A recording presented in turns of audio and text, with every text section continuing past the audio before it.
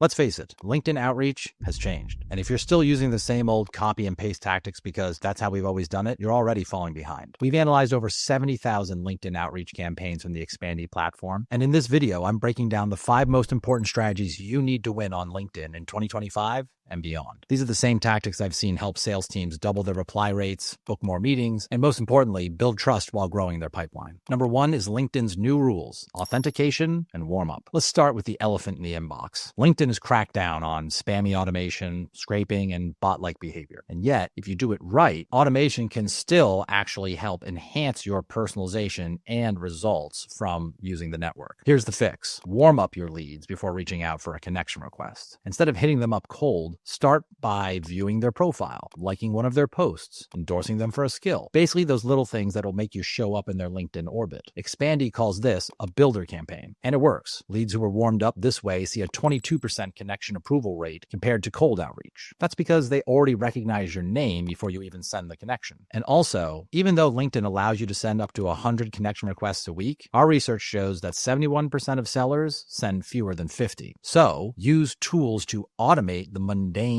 tasks, help increase your outreach effectiveness so that you can focus on the meaningful steps that really personalize the connection and the relationship that you build after the fact. Let a platform like Expandy handle the steps like the profile views and skill endorsement tasks while you prep for the real conversations that come out of that. Best practice number 2 is finding the right leads. You can't succeed if you're targeting the wrong people. Spray and pray outreach fails every time. Instead, let's build our lists around our ideal customer profile and go where the intent is highest. So use LinkedIn Sales Navigator filters by job title, industry, company size to zero in on your ICP. And don't forget about the intent signals you can see on LinkedIn. Messaging event attendees, messaging people who have RSVP'd to attend one of your events that you promote on LinkedIn. Those see a 14% reply rate to connect. Messaging people who were previously profile viewers sees a 13% reply rate. The good news is platforms like Expandy let you automate all of this, building lists, tagging, and tracking the engagement. If you want to see exactly how to build a killer ICP search in LinkedIn Sales Nav, check out the link below in the details where we walk through a demo step by step. Number 3, campaign setup, templates, and AI. Once you've got the right leads to prioritize, you need the right messaging because generic messages, they get ignored on LinkedIn. We found that LinkedIn DMs already get double the response rate of cold email, over 10% versus around 5%. But when you personalize your outreach on LinkedIn, your results get even better. Here's what works. Expandy's connector campaigns. These see a 29.6%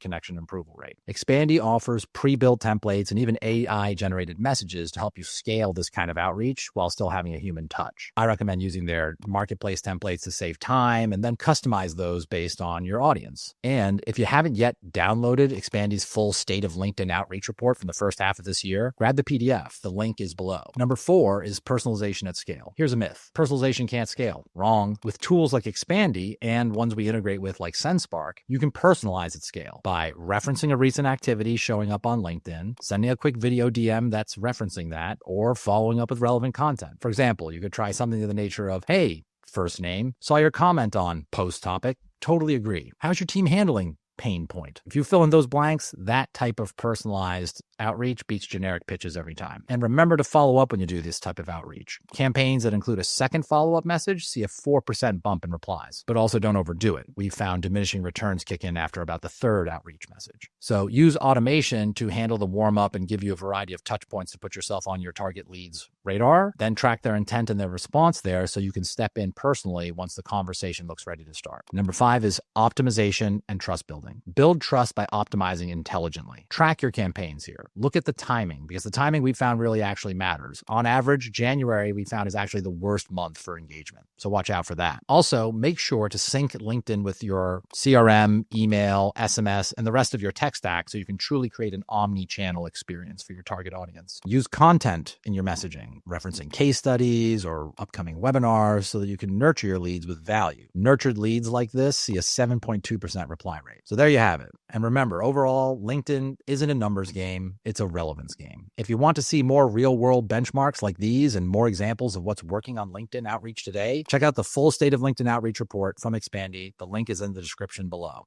Now, if your LinkedIn DMs aren't getting responses and you want to change that, click here or perhaps here to check out the next one where you can go over a bunch of strategies that you can use to get way more responses with your DMs, book more meetings, and at the end of the day, make LinkedIn outreach work incredibly well for you. We'll see you over there.